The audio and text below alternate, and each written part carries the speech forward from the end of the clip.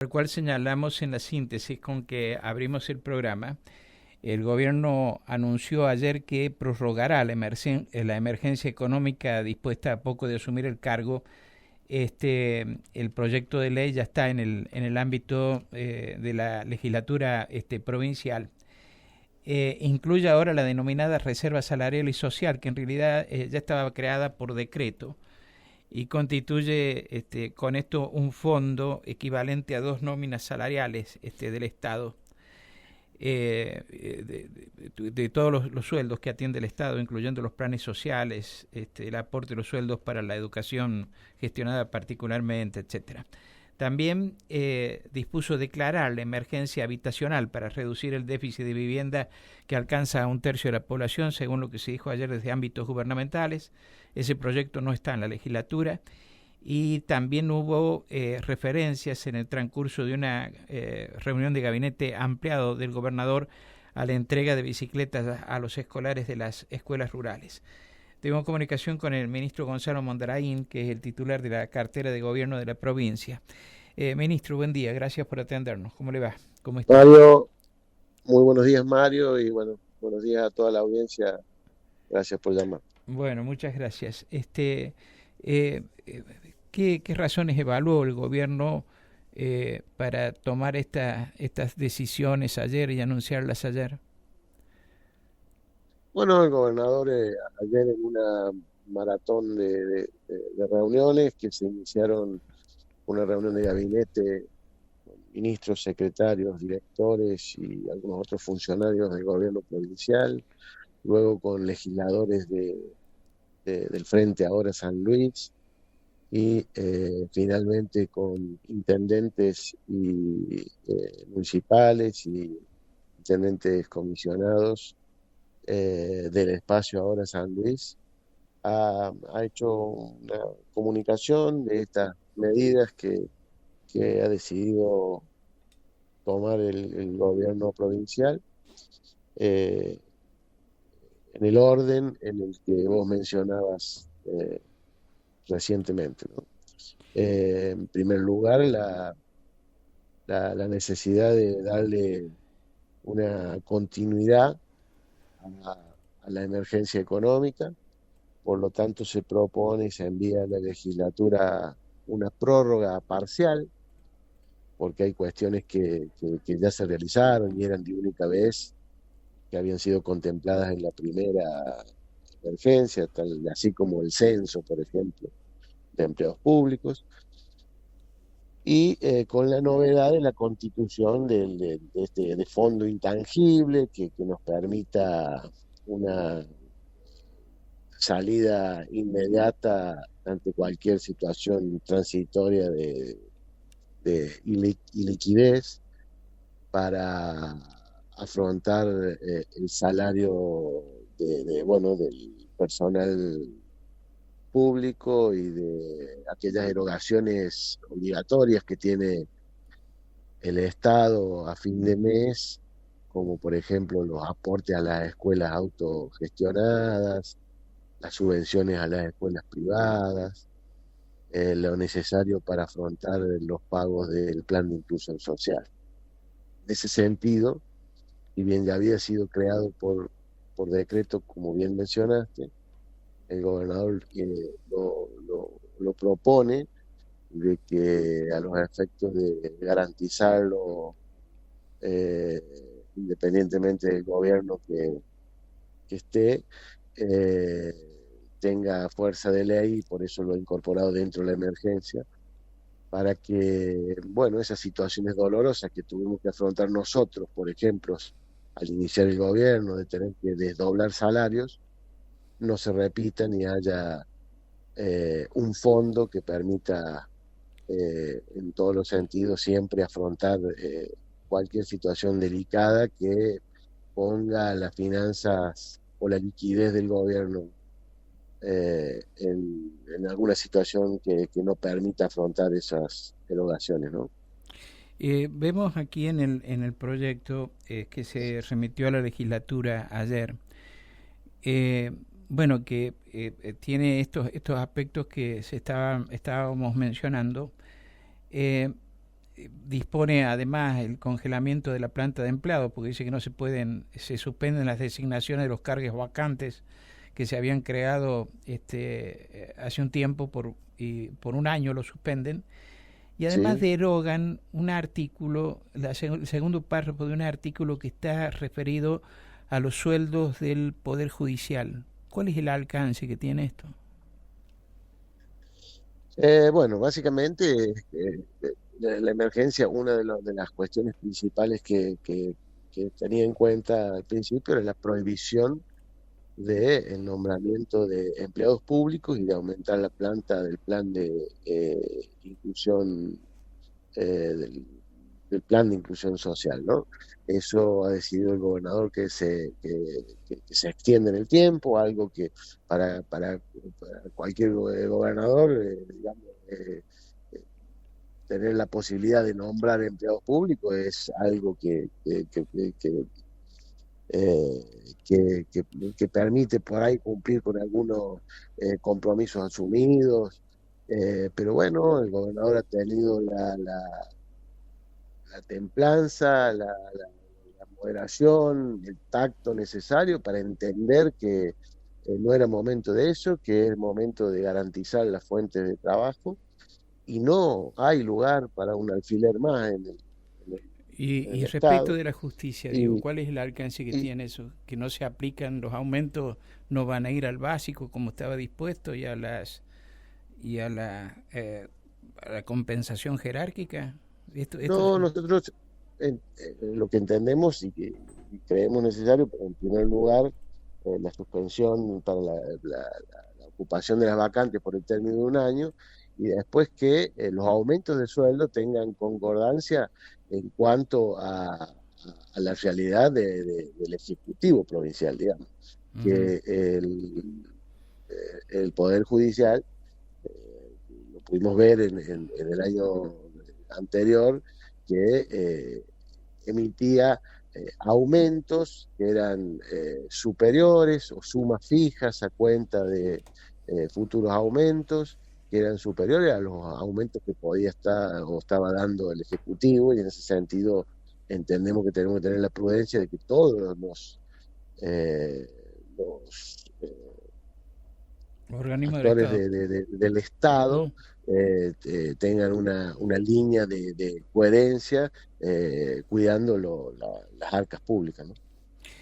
Ministro, ¿cómo están evaluando ustedes la situación del personal del Estado que está en protesta, que anticipa que se va a movilizar el día 31 y que se ha mostrado insatisfecho con el 6% de incremento que se dio, y destacan que el gobierno pudo haber mejorado la situación porque tuvo un superávit de casi 1.900 millones de pesos el año pasado?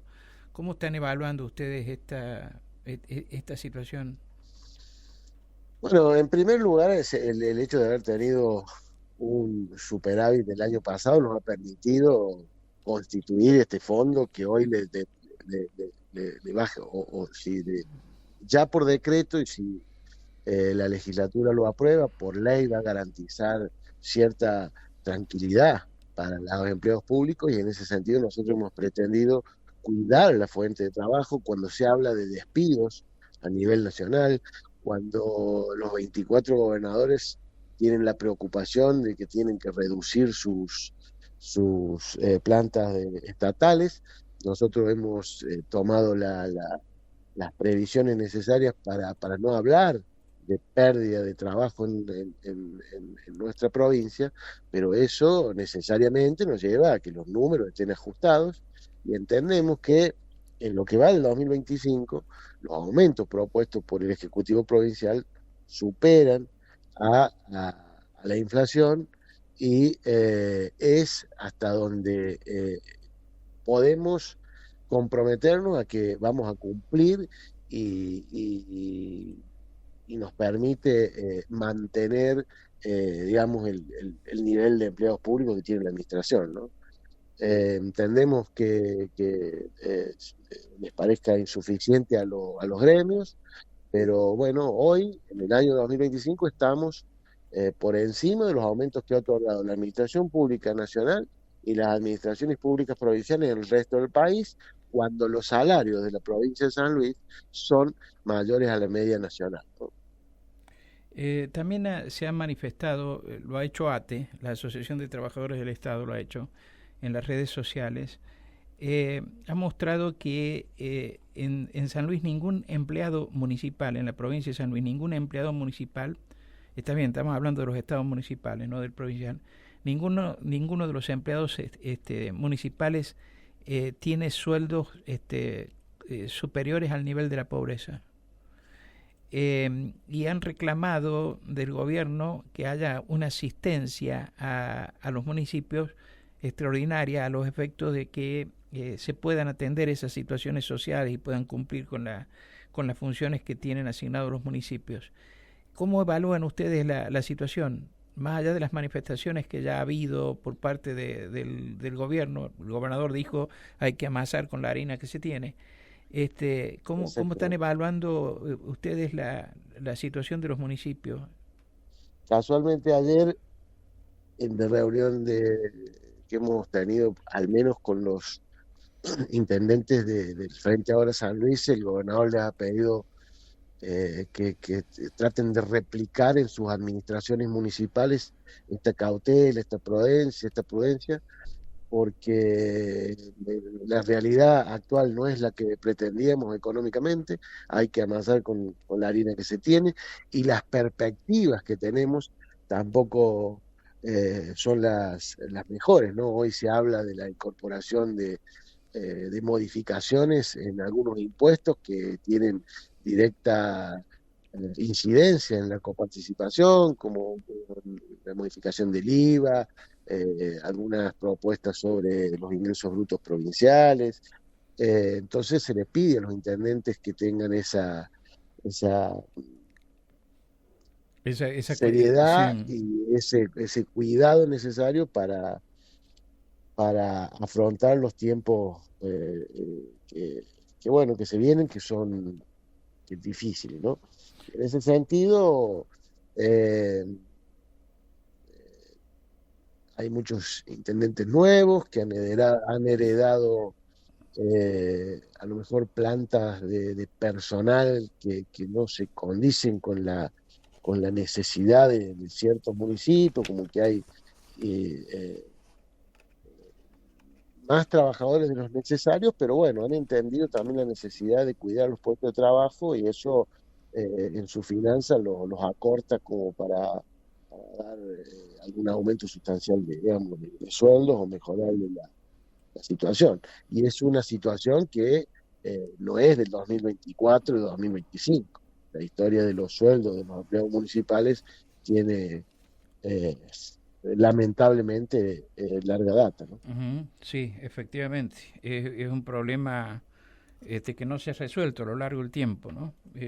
La escasez de los montos salariales en los municipios es realmente delicado. Ministro, una última pregunta. ¿Qué más hay que esperar, digamos, del Poder Ejecutivo respecto de anuncios, así como estos que se han efectuado ahora? ¿Va a haber algún otro?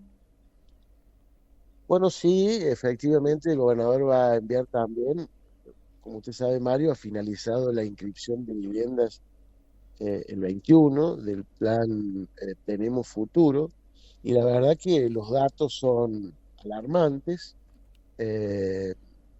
porque 1/3 de la población de San Luis tiene alguna necesidad de una solución habitacional, ¿no?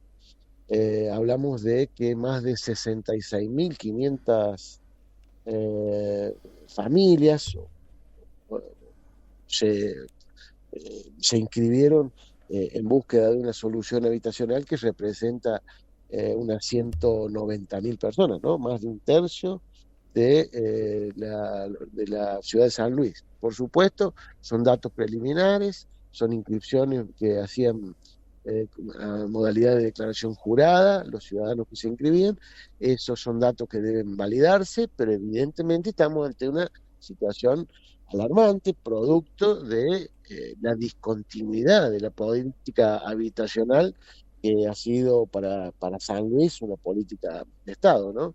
La última inscripción de vivienda seria que había habido en la provincia de San Luis había sido en el año 2011 y a partir de ahí se cumplió con esas viviendas, el gobierno anterior del gobernador Poggi, después algunas viviendas que realizó la Nación en San Luis, muy pocas, sin inscripciones de vivienda. Hoy nos encontramos con un panorama que, si ¿Quiere bien decir que entendíamos que era el plan de vivienda debería ser de 66.500 casas?